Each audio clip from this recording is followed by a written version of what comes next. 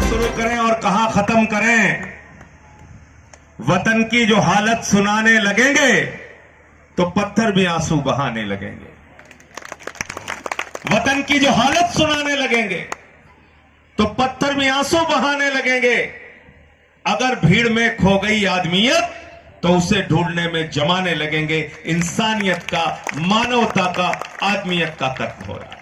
संजय भैया जिंदाबाद जिंदाबाद जिंदाबाद। और मैं आज इस बागी बलिया की धरती पर आया हूं।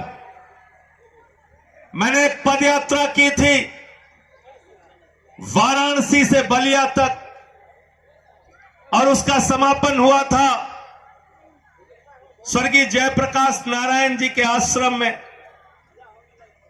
सिताब दियारा में। मैं इस धरती को नमन करता हूं। हिंदुस्तान में जिले बहुत हैं, नाम बहुत है, लेकिन एक जिला है जिसके नाम के आगे बागी लगता है। उस जिले का नाम है बलिया, बागी बलिया। मैं शहीद मंगल पांडे की धरती को नमन करता हूं। चित्तू पांडे की धरती को नमन करता हूं। भिरगू बाबा की धरती को नमन करता हूं। स्वर्गीय जयप्रकाश नारायण की धरती को नमन करता हूं। भारत के पूर्व प्रधानमंत्री चंद्रशेखर जी की धरती को नमन करता हूं। समाजवादी नेता जनेश्वर मिश्रा जी की धरती को नमन करता हूं। कितने नाम लूं? पूरे देश को बलिया अकेले ने इतना नेतृत्व दिया है कि नाम गिनाते गिनाते थक जाऊंगा, लेकिन नेतृत्व खत्म नहीं होने वाला। इतने नेता दिए आपने। एक साथी ने अभी कहा, मुन्ना राय जी ने, कि नाम तो बागी बलिया पड़ गया लेकिन बलिया के हिस्से में कुछ नहीं आया। तो मैं मुन्ना राय जी से कहना चाहता हूं, बगावत करने वाले के हिस्से में जेल आती है, मुकदमा आता है, संघर्ष आता है, और वो इस देश को बचाने के लिए लड़ते हैं। आपने लड़ाई लड़ी है इस देश को बचाने के लिए, इस देश को आजाद कराने के लिए। और हिंदुस्तान बाद में आजाद हुआ, बलिया सबसे पहले आजाद हुआ। यह श्रेय भी आपको जाता है। लेकिन आजाद तो अंग्रेजों से करा दिया। अब जरूरत है काले अंग्रेजों से लड़ने की, और इसीलिए हम लोग नारा लगाते हैं कि पहले लड़े थे गोरों से और अब लड़ेंगे चोरों से। मैं राष्ट्रीय जन क्रांति पार्टी राष्ट्रवादी के भी सभी पदाधिकारियों का बधाई देता हूं। उनको आज वो हमारे कार्यक्रम में शामिल हुए हैं। शाह आलम जी हैं, देवरिया के हमारे जिला अध्यक्ष जी हैं, और बहन जी हमारी आज भारतीय जनता पार्टी छोड़ के उनकी महामंत्री हमारे रमा देवी जी वो आज शामिल हो रही हैं आम आदमी पार्टी में। उनका भी हृदय से अभिनंदन और स्वागत। उषा राय जी। साथियों, एक सरकार इस समय चल रही है। 2014 में प्रचंड बहुमत से सरकार बनी देश में। मोदी जी ने क्या क्या वादा किया था आपको बताने की जरूरत नहीं है।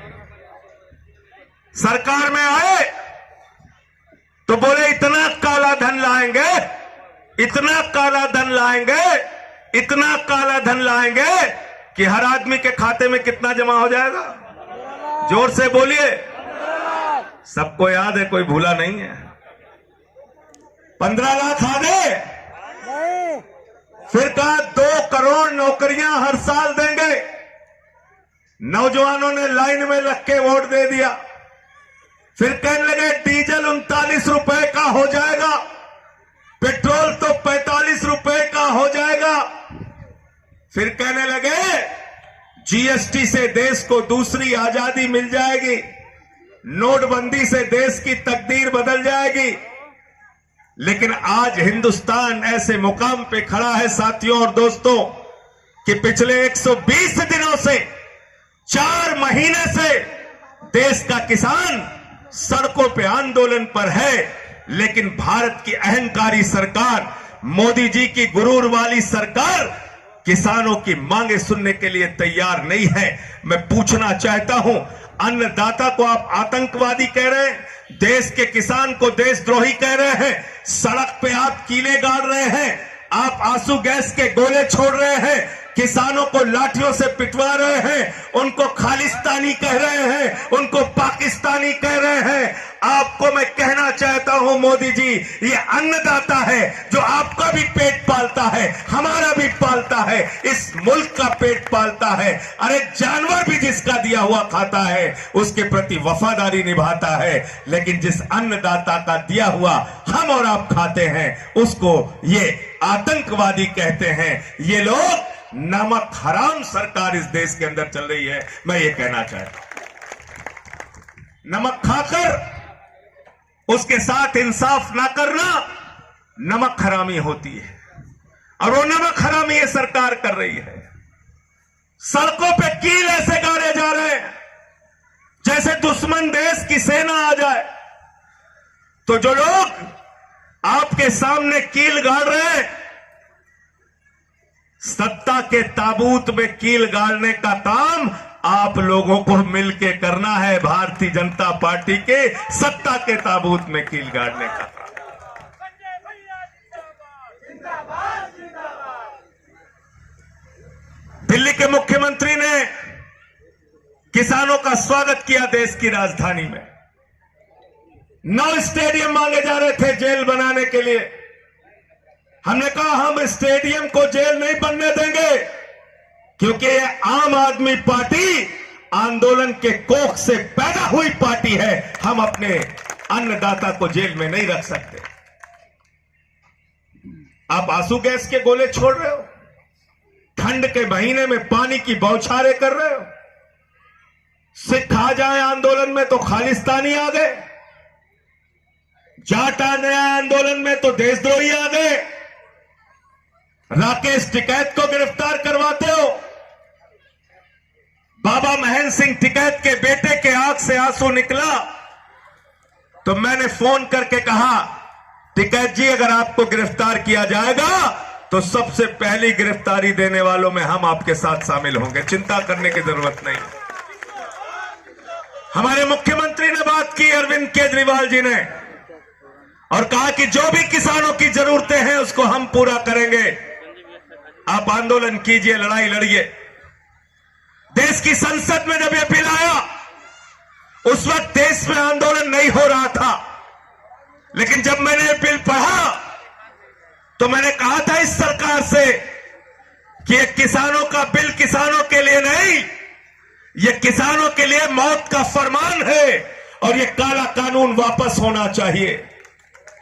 मैंने संसद के अंदर माइक तोड़ा, बिल फाड़ के फेंका, टेबल पे ऊपर चढ़ के इसका विरोध किया, लेकिन इस जुल्मी सरकार ने वो कानून पास कर दिया। जब मैंने माइक तोड़ा तो मुझे निलंबित किया गया। मैं भाजपा के लोगों से कहना चाहता हूं, मैंने किसानों के लिए माइक तोड़ा, मुझे निलंबित किया गया। तुम किसानों की हड्डियां तोड़ रहे हो, तुमको भी निलंबित होना चाहिए कि नहीं होना चाहिए, बताओ।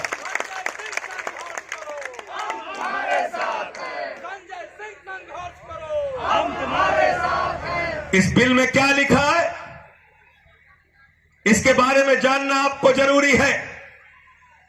इस बिल में लिखा है कि कोई भी पूंजीपति असीमित भंडारण कर सकता है, यानी बड़े बड़े गोदाम बनाओ, असीमित भंडारण करो, और जब बाजार में उसकी कमी हो जाए तो महंगे दामों पर बेचो।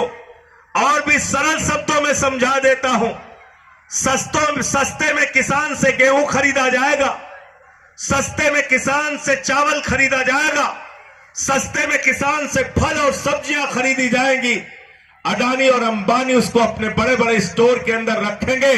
जब बाजार में उसकी कमी हो जाएगी तो महंगे दामों पे हमको आपको बेचेंगे। हमारे समाज में कहा गया, हिंदू धर्म में कहा गया, मुस्लिम धर्म में कहा गया, सिख धर्म में कहा गया, ईसाई धर्म में कहा गया, बगल में कोई भूखा हो तो घर में जमाखोरी मत करना। मोदी की सरकार कहती है जमाखोरी करो, महंगाई बढ़ाओ, कालाबाजारी करो, इसलिए हम इस बिल का विरोध कर रहे हैं। यह लिखा है इस बिल में। इस बिल में लिखा है कॉन्ट्रैक्ट फार्मिंग, जमींदारी प्रथा हिंदुस्तान में खत्म हुई। लेकिन मोदी जी कह रहे हैं 5,000 एकड़ के जमींदार बनो, 10,000 एकड़ के जमींदार बनो, 20,000 एकड़ के जमींदार बनो, 50,000 एकड़ के जमींदार बनो। अब 50,000 एकड़ जमीन बलिया में किसी एक आदमी के पास तो है नहीं, 10,000 एकड़ जमीन किसी एक आदमी के पास तो है नहीं। होगा क्या, राजेश जी से कुछ 2 एकड़ ले लिया, कुछ टीपी सिंह से ले लिया, कुछ अनूप पांडे की जमीन ले ली, कुछ आपकी ली, कुछ उनकी ली, कुछ उनकी ली। जब 5,000 एकड़ जमीन हो जाएगी अडानी के पास तो वो ट्रैक्टर चला के उसको बराबर कर देगा, आपकी मेड़े तोड़ देगा, मेड़े। और उस 5,000 एकड़ की जमीन को कटीले तारों से घिरवा देगा, उसके अंदर बड़ी बड़ी 60-60 फीट के रास्ते बना देगा, उसके अंदर बड़े बड़े कोल्ड स्टोरेज बना देगा, और उस कटीले तार के बाहर सिक्योरिटी गार्ड लगा देगा, बंदूक लेके खड़ा रहेगा। आप अपनी जमीन देखने जाओगे तो 4 डंडा मार के आपको भगा दिया जाएगा। आपसे कहा जाएगा आपने कॉन्ट्रैक्ट फार्मिंग में अपनी खेती दे दी है। 3 साल का कॉन्ट्रैक्ट खत्म होगा, आप जाओगे बोलोगे एसडीएम साहब हमारा तो कॉन्ट्रैक्ट खत्म हो गया, हमें अपनी जमीन वापस चाहिए। तो एसडीएम साहब कहेंगे जमीन कहां थी?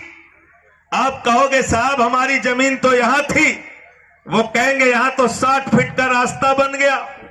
आप कहोगे यहां थी, वो कहेंगे यहां तो कोल्ड स्टोरेज बन गया। आप कहोगे यहां थी, वो कहेंगे यहां तो नाला बन गया। 4 डंडा मार के एसडीएम भी आपको भगा देगा, और इस कानून में न्यायालय जाने का अधिकार भी आपके पास नहीं है। यह कानून आपकी जमीन को कब्जा करने का कानून है, यह कानून। और तीसरा, एमएसपी की गारंटी, धान पर सरकार का न्यूनतम समर्थन मूल्य, गेहूं पे सरकार का न्यूनतम समर्थन मूल्य, 23 फसलों के ऊपर सरकार का न्यूनतम समर्थन मूल्य घोषित होता है। किसान कह रहा है एमएसपी की गारंटी दे दो। मोदी जी ने कहा एमएसपी था, एमएसपी है, एमएसपी रहेगा। मैंने कहा झूठा था, झूठा है, झूठा ही रहेगा। गलत तो नहीं कह रहा।